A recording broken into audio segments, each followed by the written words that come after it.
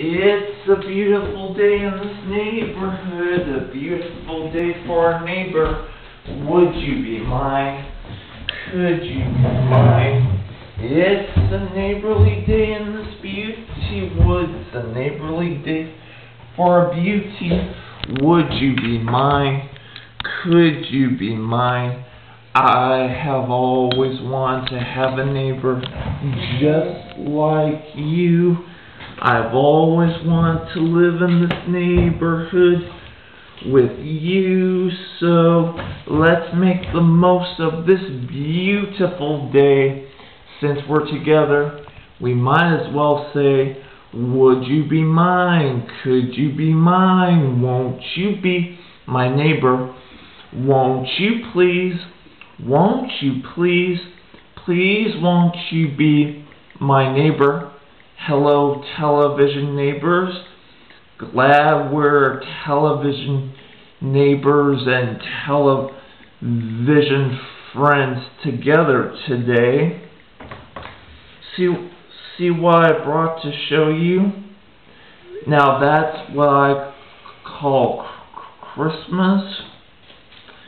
These two booklets of Walt, the man behind the myth, and Disney's Inspector Gadget.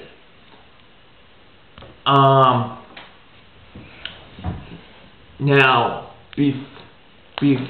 before we go meet our friend Lime Frank Bound, let's get the trolley and have some make-believe. Okay, Daniel Tiger is beginning to take some reading lessons for his project, The Jungle Book, by his teacher, Harriet Elizabeth Cow. Let's make believe more about that now, shall we? Alright, trolley, neighborhood of make-believe. I'm Daniel, and I always wanted to read about the Jungle Book. Yes, we understand that, dear child.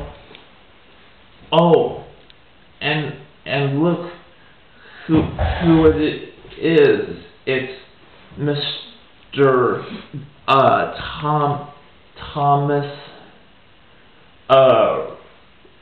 Thomas Rogers, Daniel's second grade science teacher. Yep, that's me. I love science. I love getting out in the natural beauty of the wilderness and observing science. It's fun. Hi, I'm Daniel. I know, Daniel. I remember you from second grade. So what are you teaching me today, Thomas? Well, today I thought we'd talk a little bit about composting.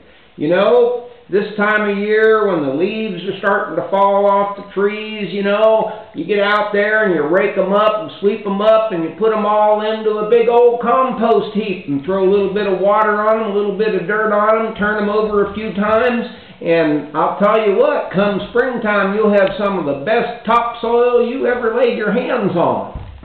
Alright, well, until next time. Okay, bye. Bye, trolley. Well, Daniel certainly was interested in both Spanish and reading.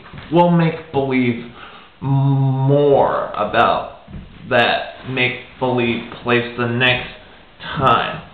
But now, I want you to meet a friend of mine who is the author of the Wizard of Oz books. So come along and let's go to our neighborhood apartment to meet Lyman Frank Bell. Come along. Lyman.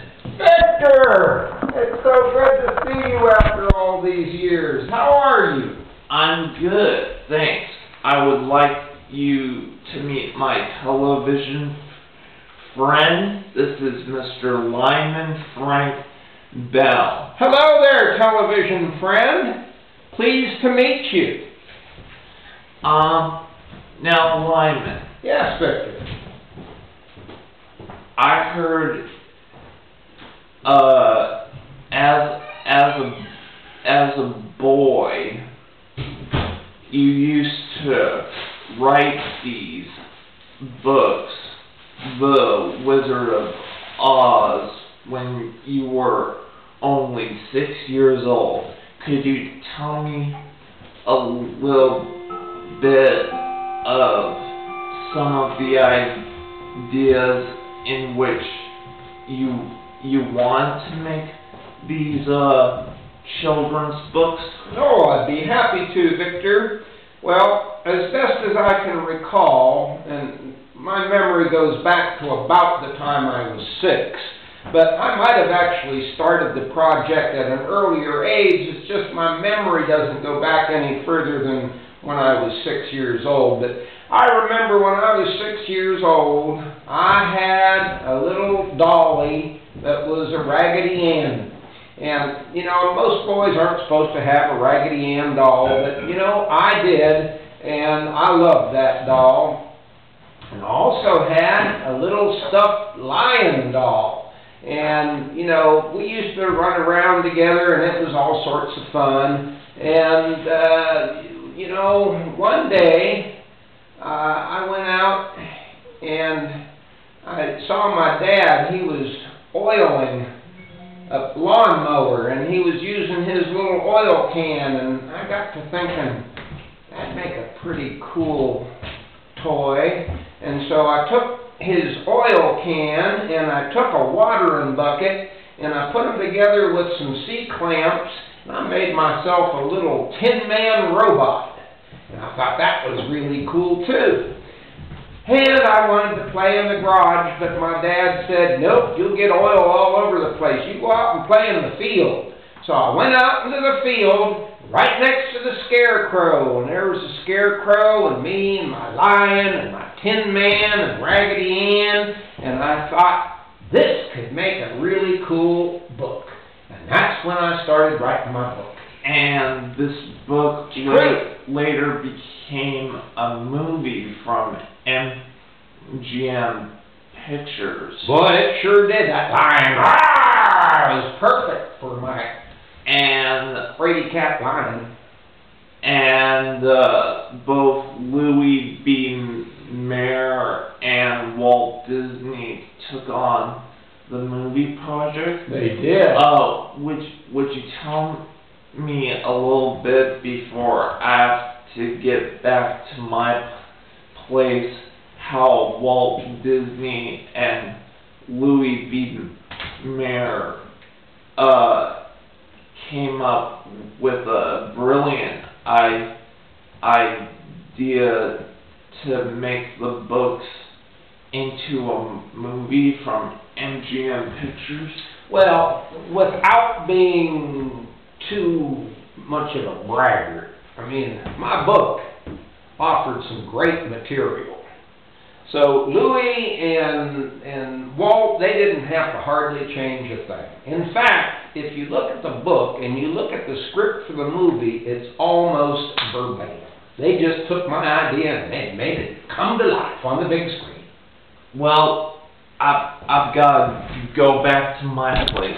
Okay, Victor, it's good to see you again. You come back and visit more often, would you? Thanks for allowing me to visit. Okay, bye. Isn't Lyman Frank Baum something special?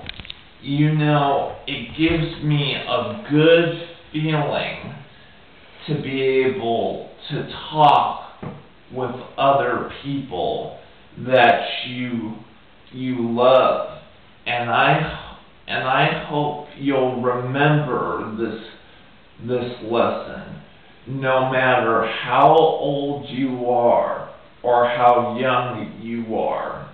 You can make each day very special. It's such a good feeling to know you're alive. It's such a happy feeling. You're growing inside, and when you wake up ready to say, I think I'll make a snappy new day. It's such a good feeling, a very good feeling. The